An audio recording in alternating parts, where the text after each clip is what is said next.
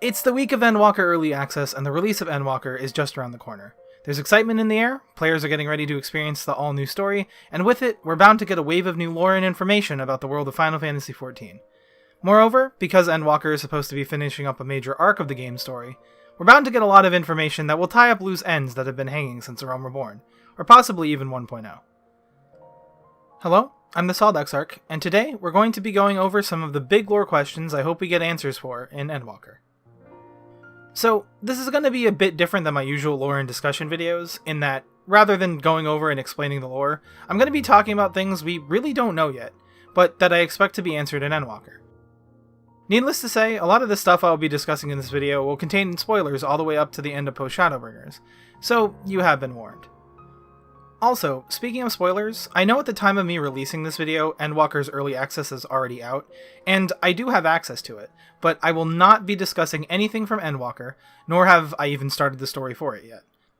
My reasons for doing so will be discussed at the end of the video, but I did want to let you know that if you do have spoilers for Endwalker, or if any of these questions that I mention have already been answered in the story, please keep that out of the comments. I don't want to be spoiled, and I don't want anyone else to be spoiled, so if I see even a hint of a spoiler for Endwalker in your comment, I will delete it. With that all being said, let's begin. The first thing I wanted to talk about was something I mentioned in my last video, the 12.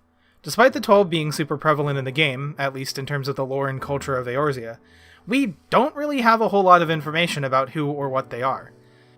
Given that not even Hydaelyn turned out to be a real god, I have a feeling the 12 are in a similar boat, either being primals, or perhaps the echoes or fragments of old Amaricians, but we don't really know for sure yet. Given that Endwalker will be giving us an Alliance raid dedicated to the 12, I think it's safe to assume we'll get answers to this either in that raid storyline or perhaps even in Endwalker's main story, but either way, it's definitely something to look out for. The next thing I wanted to mention is something that hasn't been around for nearly as long, only coming into play towards the end of Shadowbringers, and that is the truth behind Venat and the link between Venat, Azem, and Hydaelyn. Here's what we know of the timeline of the fall of Amaurot leading up to the Great Sundering. At some point before Zodiark's summoning, Azem vacated their position as the 14th seed of the Convocation, in opposition of the plan to sacrifice so much life to save the star. At some later point after Zodiark's summoning, they were invited by Venat to join them in a plan to counter Zodiark, and prevent the Convocation from sacrificing even more life to bring back those that they had lost. However, Azem declined this invitation, and Venat's group managed to go about summoning Hydaelyn without Azem's assistance. Venat was slated to sacrifice themselves to become Hydaelyn's heart, a similar role that Elidibus played for Zodiark.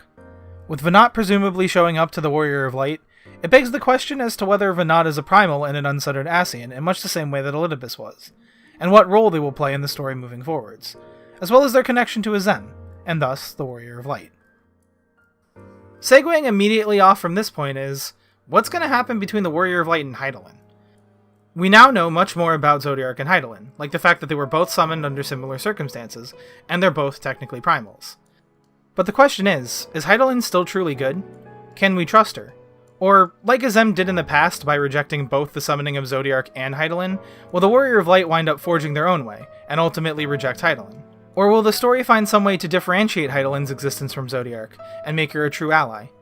The game's already been leaning heavily on the idea that light is not good, but we just don't know enough about Hydaelyn's true motivations to know whether the Mother Crystal will end up as an ally, an enemy, or somewhere in between.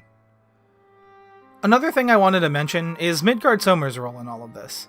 After fleeing his homeworld from Omega with his children, Midgard-Somer landed on Hydaelyn, the planet, and made a pact with Hydaelyn, the goddess.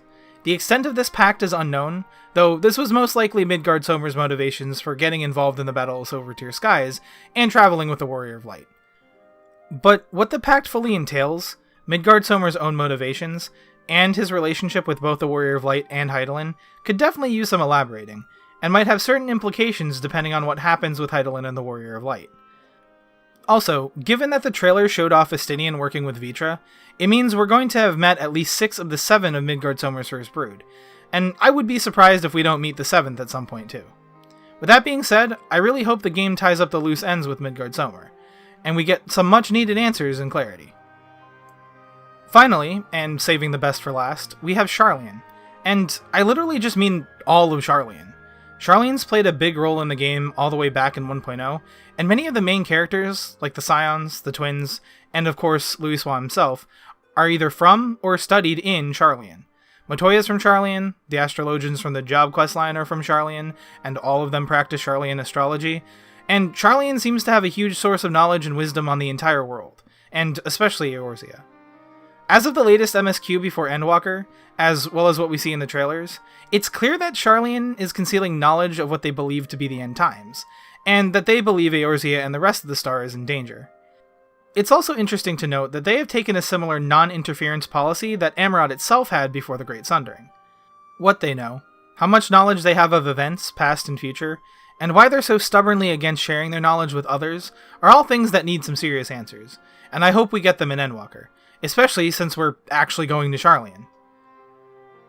I could mention Garlemald, but we honestly already know a lot about the Garleans. We know about their culture, their technology, and we know about the state of the capital with the Telophoroi running around. Seeing the other parts of Ilsabard, though, whether they're controlled by Garlemald or not, will be really interesting, and I do look forward to finally having a full map of the 3 great continents. I could also talk about the moon, and how there's a very Ascian-looking city on it, and all that speculation, but really, we don't know enough about that for me to consider that an unanswered question.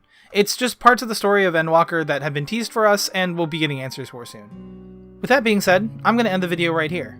I know this was a bit of a different video than what I normally do, and it might not have scratched that itch that I know you all have for lore, and you might have wanted to see me put something more Endwalker focused out. Well, you're in luck. I mentioned at the beginning of this video that I haven't even touched the story of Endwalker yet, despite having early access. The reason for that is, I want to share that experience with all of you. Tonight, Saturday, December 4th, Monday, December 6th, Tuesday, December 7th, and Thursday, December 9th, I will be streaming Endwalker's main story quests, which I will be experiencing for the first time. I left Wednesday, the 8th, out of that schedule for a possible break day, but I might also stream Wednesday, and if I do, I will be announcing that on Twitter, and stream the night before. And if I'm not done with Endwalker's MSQ, I will continue streaming it into the next week.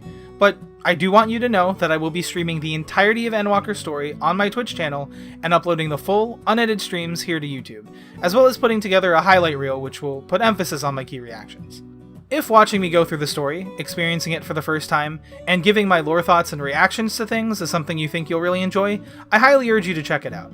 I think it'll be a lot of fun, and I'd love to see you guys there. I hope you guys enjoyed this video, even if it wound up being a bit shorter and different from my normal fare. If you did, do be sure to give it a like, drop any spoiler-free questions, suggestions, or comments down below, and subscribe if you want more Final Fantasy XIV lore content from me. Thank you so much for watching, and I'll see you all in the next one. Peace out.